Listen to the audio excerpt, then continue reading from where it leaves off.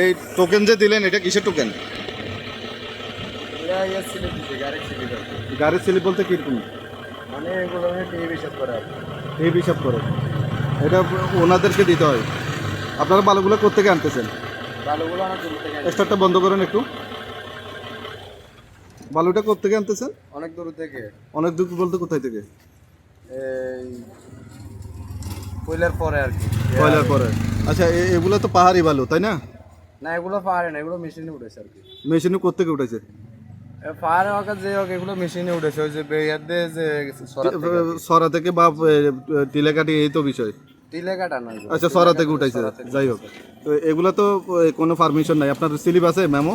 Slip আছে sir দেখি।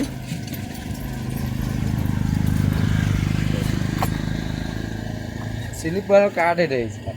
ওই কার্ড এটা স্লিপ, মানে কি এটা দিলে সব শেষ, আর কিছু দেওয়া লাগে না? আচ্ছা ঠিক আছে ভাই যান। আপনার নাম? আমার নাম মোহাম্মদ রাসেল। হ্যাঁ মোহাম্মদ রাসেল, ঠিক আছে যান।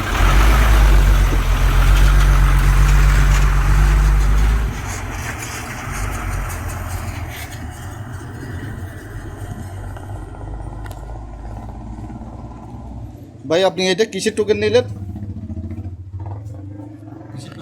ওই যে টোকেন এটা দিল যেটা। এটা টোকেন এমনি ওরা বালু মহল থেকে দিয়ে দেয়। আচ্ছা এই বালুগুলোর তো কোনো স্লিপ নাই। আমি ড্রাইভারের সাথে কথা বলছি, এরা স্লিপ হিসাবে টোকেনটা ইউজ করে। এই টোকেনগুলো নাকি আপনাদের কাছে দেয়, আপনারা অন্য কিছু দেখেন না? যাই হোক না, আপনি আপনি টোকেনটা কেন নিলেন? আমি তো ড্রাইভারের সাথে কথা বলেছিলাম। ড্রাইভার ভদ্রলোক বলেছেন যে এখানে আপনারা টোকেনগুলো শুধু কাউন্ট করেন, অন্য কিছু দেখেন না। আর হচ্ছে এই টোকেনগুলাই হচ্ছে যে বালু স্লিপ। আপনার নামটা? এগুলো সম্পর্কে এসব সাহেব বলবেন আর কি। আচ্ছা আপনার নাম? আমার নাম হচ্ছে অমিত আচার্য। অমিত আচার্য। আচ্ছা যাই হোক, আপনি এই টোকেনটা যে যে ঘটনাটা হলো এখন, এটা তো সত্য যে আপনি টোকেনটা নিলেন এবং ড্রাইভারে যেটি বললো যে বালুর কোনো স্লিপ নাই, স্লিপের পরবর্তীতে হচ্ছে যে টোকেনটা দেওয়া হয়। আপনি ওনাকে যদি আমার সামনে থেকে ইয়ে নিতেন তাহলে বলতে পারতাম। আমি তো নিয়েছি, আমার ভিডিওতে সব কিছু আছে। আচ্ছা তাহলে তো আর বলার প্রয়োজন নেই। হ্যাঁ আপনি স্লিপের বদল টোকেনটা দেখেন আপনারা, এই তো বিষয়। না স্লিপ দিচ্ছে ওরা। কোনো স্লিপ নাই তাদের কাছে। ওদের কাছে স্লিপ আছে।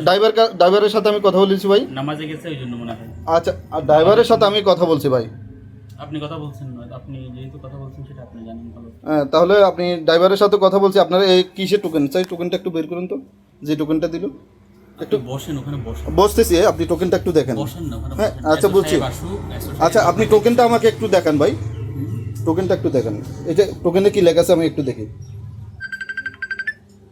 টোকেনটা একটু দেখি না ভাই। দেখাচ্ছি। হ্যাঁ